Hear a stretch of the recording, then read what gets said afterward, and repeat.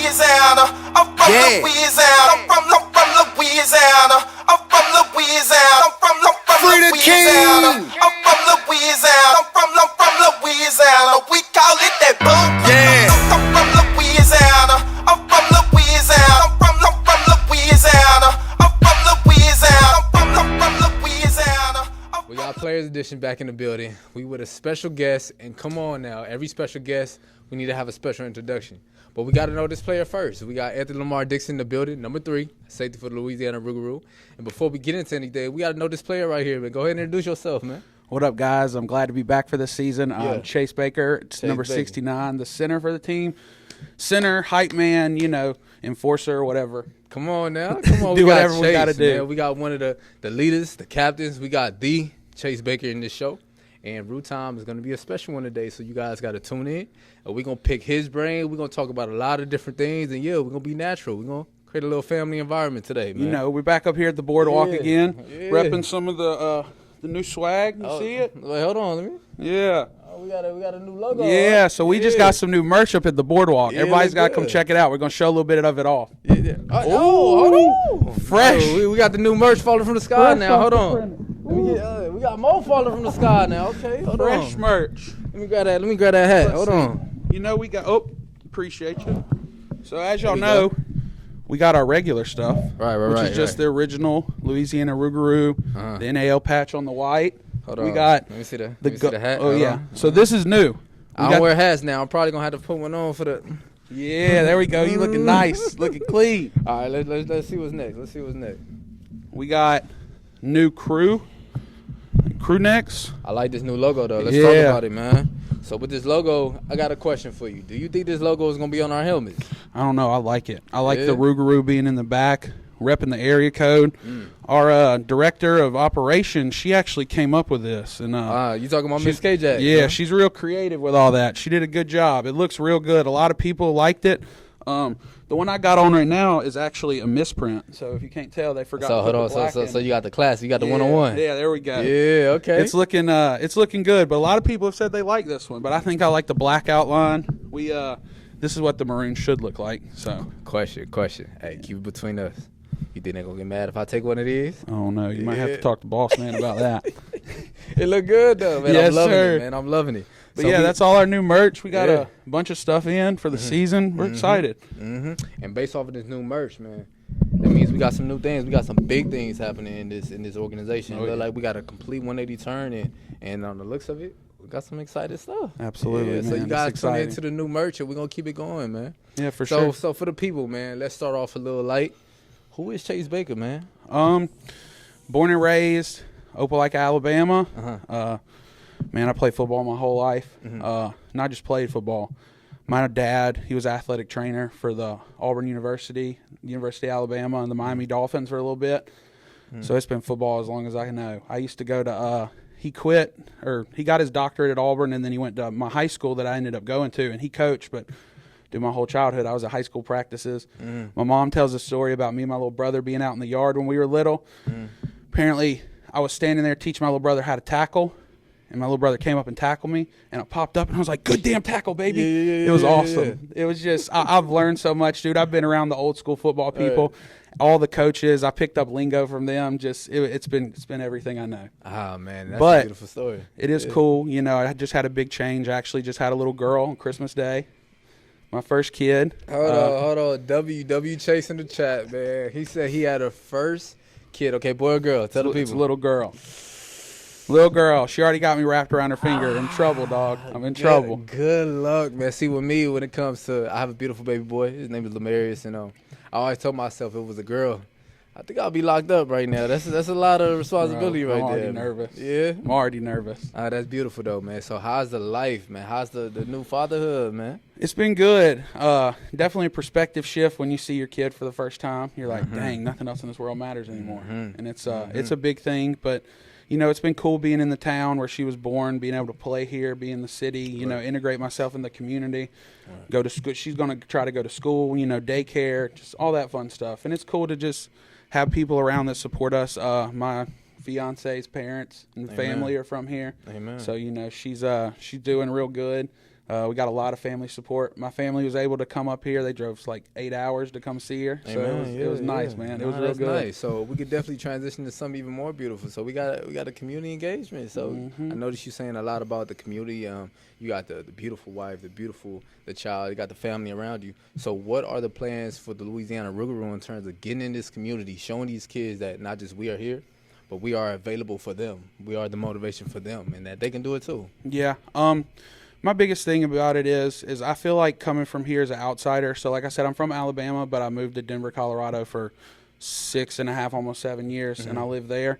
I'd never been to Shreveport, never been from here. One thing that I would definitely say is coming from an outsider is Shreveport, Bossier, y'all are just separated by a river, dude. Right, if I can throw a football to the other side of the river, y'all ain't enemies, y'all are neighbors. Right. And I feel like a lot of people here need to understand that it's not a competition between the cities. They got to partner together to make this area great. And it starts with having something to attract people like a professional sports team back in the city. You know, this city's had so many teams come in and out of it, and we're here trying to do this right. We're here trying to build this from the ground up, along with me and you being out doing sales with companies, getting all sorts of deals for the year just to help us, or Keith doing everything that he's doing between community engagement, you know, sticking his neck out, working all the time. K-Jack, she's constantly always doing something. We're trying to push this forward and make it something the community of Shreveport and Bossier, or Bossier Shreveport, however you want to say it, united and have something they can come together and be part of to represent this city, this culture, and all the people and everything that they show down here. Because if you come to Shreveport, everyone's got great hospitality. There's good food. The people are real nice. They're real just caring, and it needs to be displayed. There's not a lot of places like this in the country.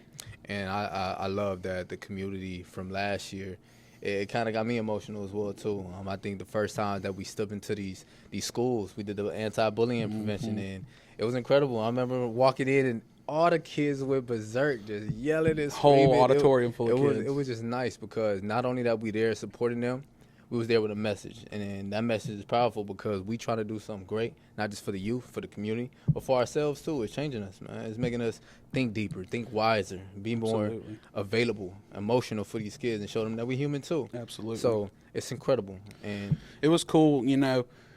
Last year when we kind of went, we kind of got to come up with the script ourselves, and it was fun watching us as a team as we would go through each of these schools, how we would pick and choose little things. We were like, oh, the acting, maybe it takes too long. Maybe we'll just pull one or two kids up and have a scenario. The acting was fun. It was so much fun. I think I might have to go get some video and put it on our YouTube. In case you guys don't know what do you mean by acting is, so our script was anti-bullying, and one of the events that we try to put on for the kids is we try to get on the stage and act out, this is the bullying event. How would a kid, or how would the youth, or how would even the teachers, the parents, how would they handle these events? And it was incredible, not just to see how the kids would handle the bullying, or it created something different because we stepped in as well too and showed them how to properly assess these situations. So it was a beautiful environment, man. It was nice. Yeah, stress to kids that if a kid's getting picked on, it's not snitching, running up to a teacher. That's I mean, that's sometimes saving a kid from going down the wrong path, or especially giving up, mental. quitting school. You know, mentally, you don't ever know what's going home. And like we were telling them, a lot of times the kids that are doing the bullying have just as rough of a life. They just show it in a different type of way. And one more touch on it, man. I say the plans for this year, we got to get more of these kid camps going. We got to touch even more schools, not just the elementaries. We got to go to these middle schools. We got to go to these high schools. We got to make sure everybody knows that we're trying to send a message and be available for the youth. Yeah. So I'm just really excited. Hopefully we'll get a lot of school support. You know, we're now that they're about to get back into full swing, it's about time. We gotta start getting out there. Me and you got to start getting on our acting roles again and start talking and showing kids how to not get bullied, or just whatever we're on this year. I mean, last year was anti-bullying. That's always a good message, but every year we want to try to bring a different positive message to build along what we did the last year. And I think the biggest transition that we could go into about it is, can you believe that we're actually professional football players doing this? It's crazy, man. I remember when I was that little kid in the auditorium. Exactly. And then the biggest thing with me was not just getting the title of a professional athlete. What doors can it open, not just for yourself, but for others? Absolutely. So with us being these athletes, man, let's talk about the athlete side, man. What is arena football? Why are we playing this game, man? What is it? Arena football is like regular football and NASCAR.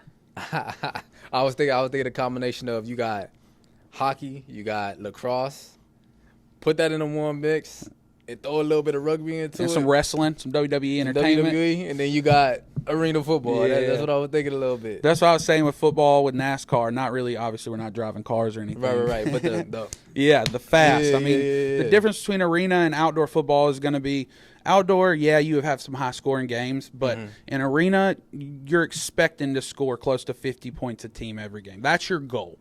I mean, some teams are putting 70 up, and other teams are putting 63. So it's a lot different, you know, and especially in college or the pros, you rarely see a 70 to 63 game. You know, that's real rare. Arena, you probably see it at least once this year, I would say. Right. Somebody's going to hit 70 for sure. Right. And it's probably going to be the Rougarou, but hey, man, you never know. Probably. It's most likely going to be guaranteed going to be the Rougarou.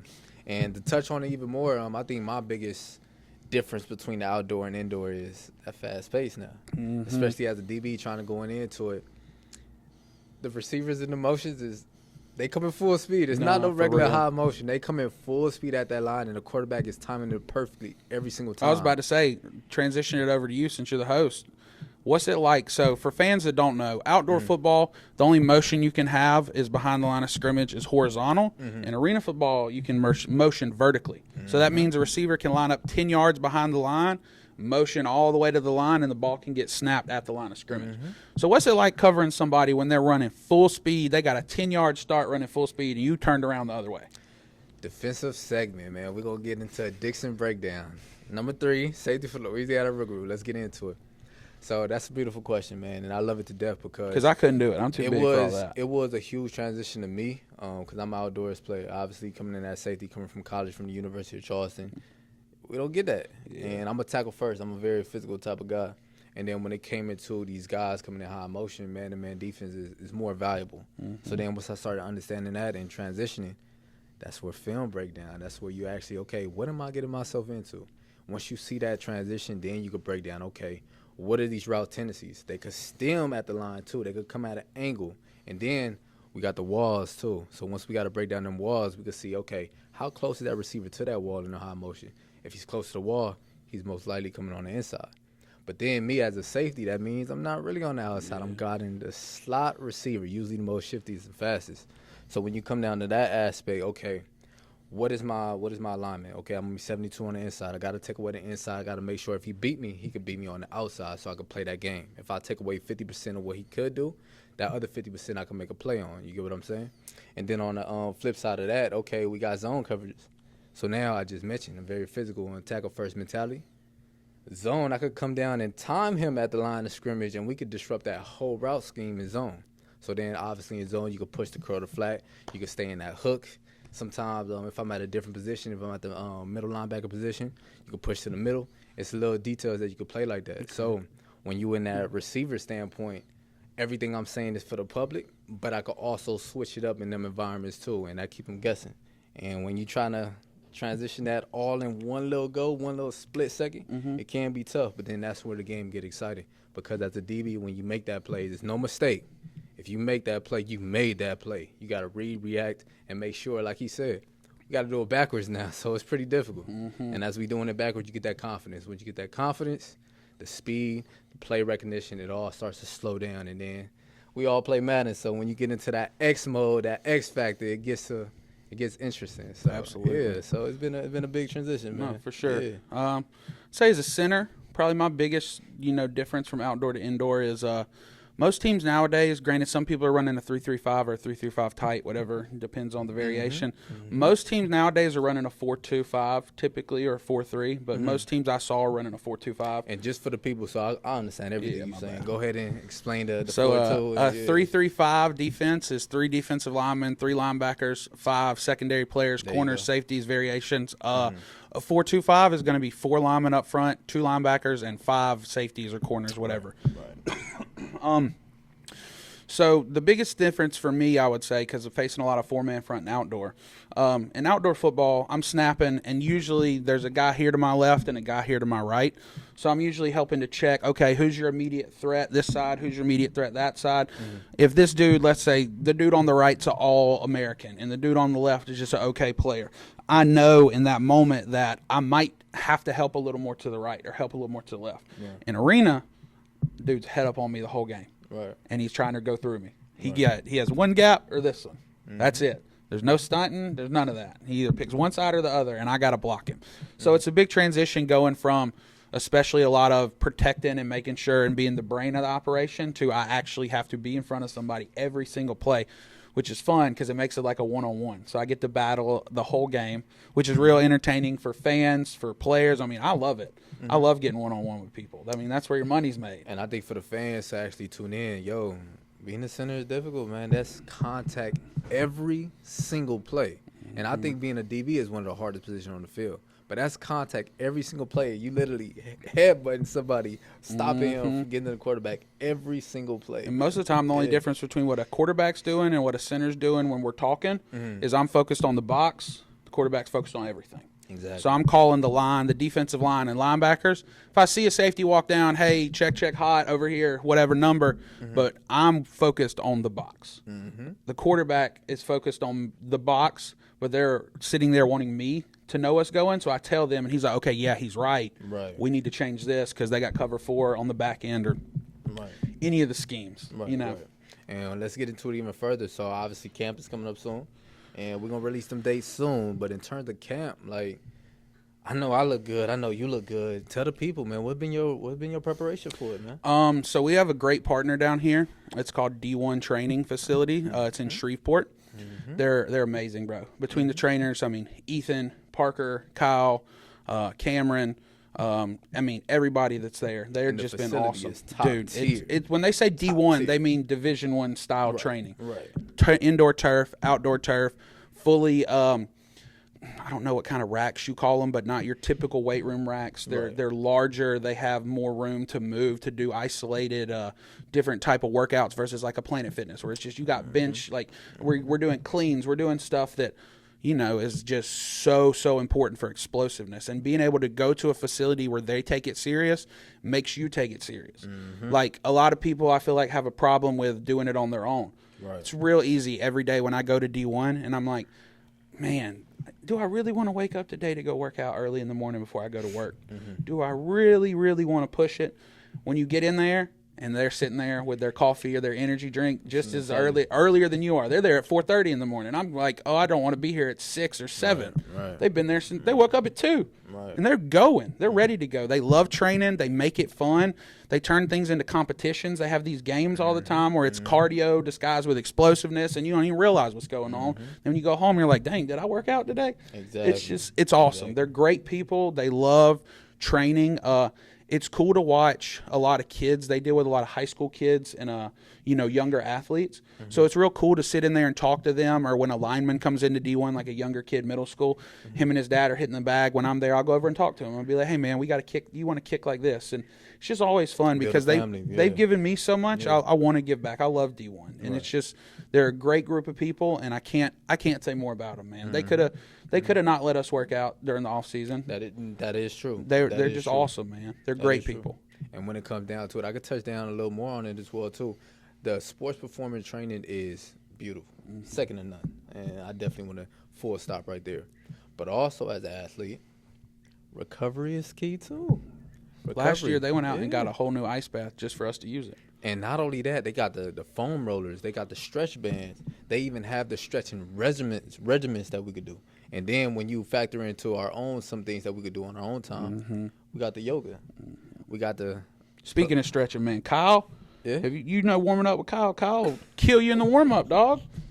That man's to, got me out there sweating. I'm like, golly, is this a workout? Yeah, when it comes to the warm up, I think the warm up is the most important thing as an athlete. Absolutely. And the cool down as well too. No, for cool sure. down as well too. And I think one of the hardest things that nobody talk about as an athlete, Pilates is crazy. Bro, I've been doing some stuff with bands. They're like, put your leg up here and full extend down. Y'all think football is hard. I'm like, good Lord, I couldn't do none of this. And then you go watch some of these gymnasts or something, and they're like sitting there doing toe touches over a bar, and I'm like, good, dude, I ain't got no core strength compared to these athletes out here. And it's crazy, man. It's crazy. And I think one of the last things we want to get into, what is the difference between us via game day preparation, man? So when you talk about February 28th, you guys got to tune in. It's first game of the year. What is your pregame regimen? What are you going into that game from the moment you wake up? You can even talk about the day before as well too. So a lot of kickoff. Okay. A lot of the times the day before, especially the night before, I'll eat a lot of food, as much as I can, without getting to the point where I'm just so full. Okay, what is this food? What is this food you touching on? Usually pasta, barbecue, anything with a lot of fats, carbohydrates, calories, just anything to fuel me.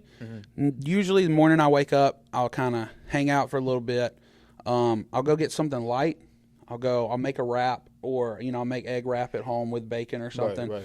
And then I usually won't eat for the rest of the day. So food wise, I'm usually going into game day, I'm not feeling heavy, because there was a problem, I guess, in high school where I would eat right before a game and I felt heavy. Right. I don't like feeling heavy. You got to fuel your body and then let it process it to burn it long enough so when you get done with the game, you can refuel again. Absolutely. So typically day of the game, I'm not eating a lot. Day before, day after, I'm eating like a freaking garbage disposal. So, it's a good balance, and that's something that works for me. It don't work for everybody. He's a top-tier athlete, too, so you guys tune in. You other athletes tune in. You other sinners tuning in. Pay attention, man. You guys can replicate. Absolutely. So in terms of me, I'm a little different, man. I do a lot of fruits before the game, literally all fruits. The day before, yes, I eat a lot. Make sure I eat. Technically, as you can tell, I got a high metabolism, so I eat anything and everything. I don't do sodas. I don't do them type of things. I don't do energy drinks. All juices, waters, and liquid IVs. Come on, we got to know the electrolytes. Sure.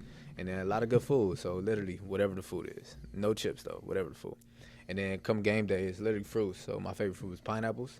And literally, I try to get a lot of them, man. A lot of them. And then when it come down to it, I know you could touch on it next, but the pregame music. Pregame music, so I'm gonna go. That was one thing I was gonna bring up for sure. You already know who the music guy is on our team. I gotta go with Rod Wave. I know you guys gotta tune in and turn into Rod Wave, but that's my number one guy. I listen to him like 90% of the time, especially on game days.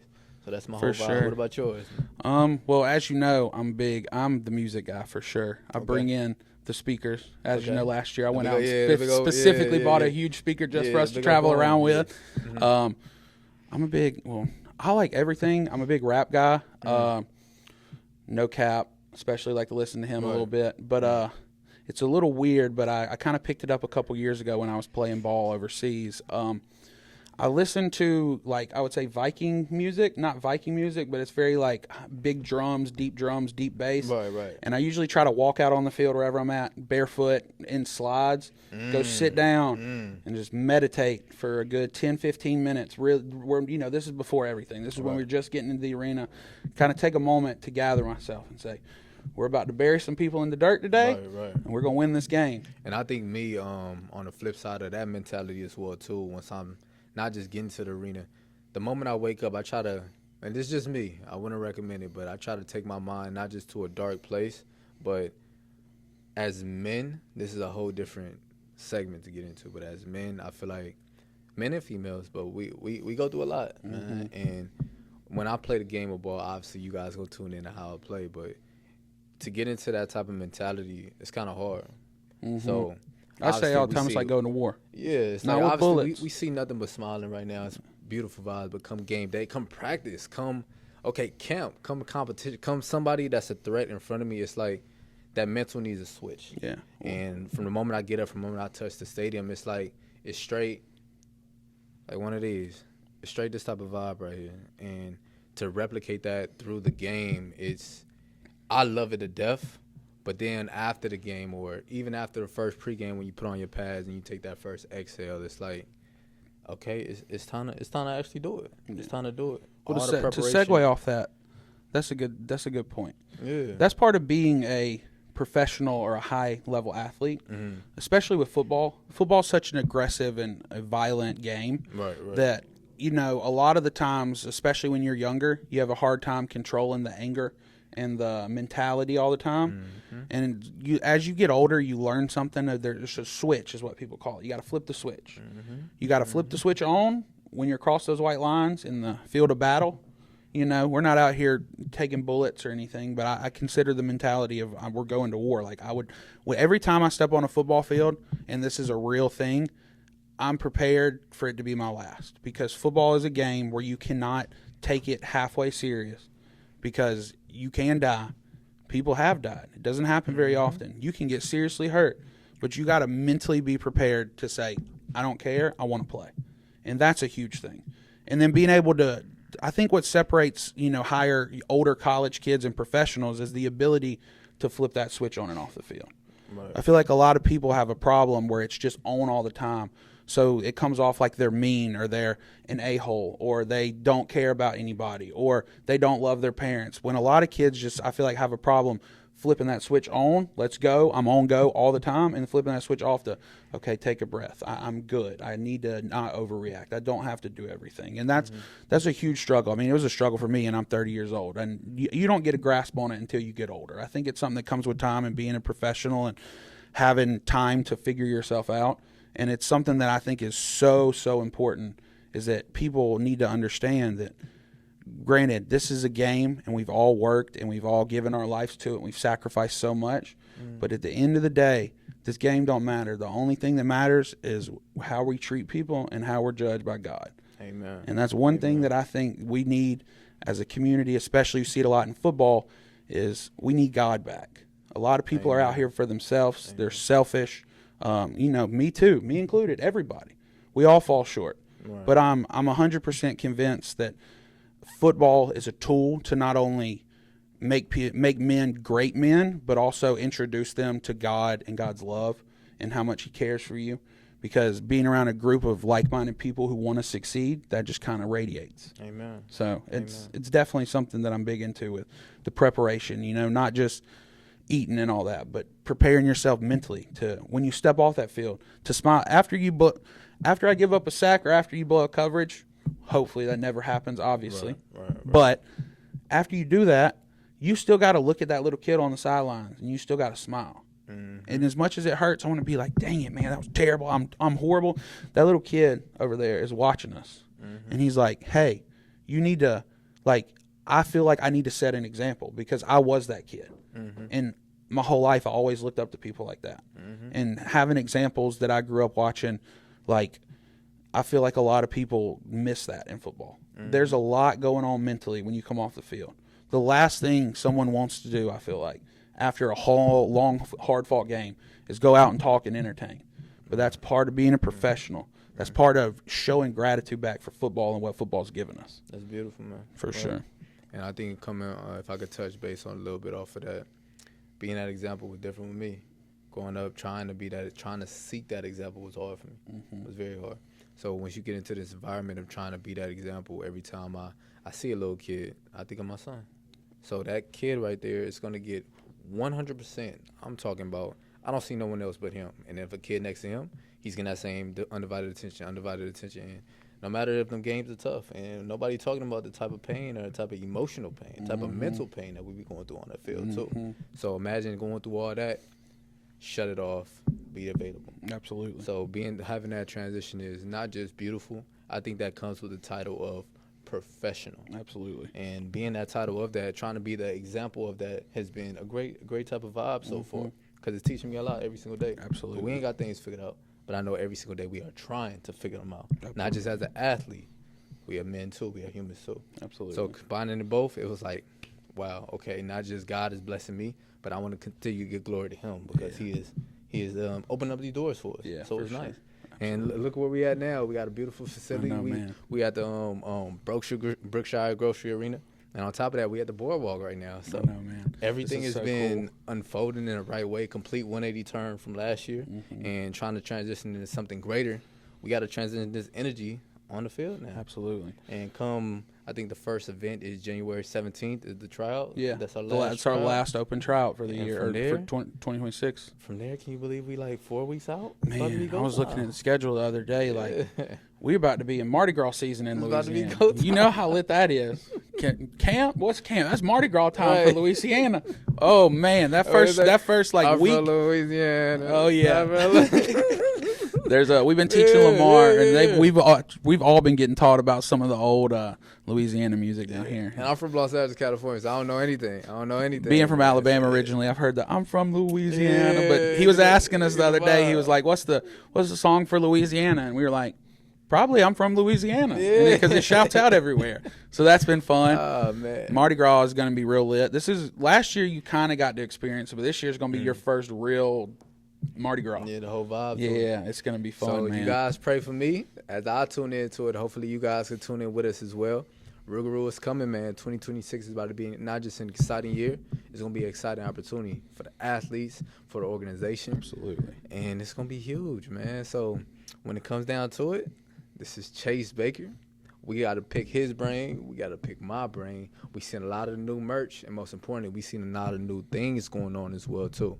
So as we continue to build this organization, hopefully you guys continue to build with us, too. Absolutely. So this is the player editions. My man Chase Baker, Hey, number appreciate 69. So we got to tune in to more. Who is next? Appreciate you guys for having me. Definitely come out this season. Love to see you guys. Come down to the boardwalk, get some of that merch we showed earlier, and we can't wait for a beautiful and amazing 2026 season. Appreciate y'all. Go Roux. Until then, go Roux. Yes, sir. See y'all then now.